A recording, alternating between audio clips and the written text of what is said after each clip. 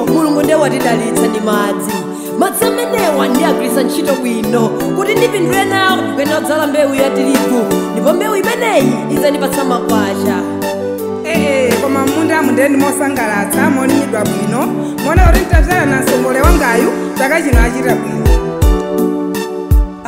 Ndani tu yanafika wadzala na nsongole cholinga tsamwitse mbewu yanga kuti ndisachite bwino amene amandilondola nthawi zonse ndizule na nsongole ameneyi.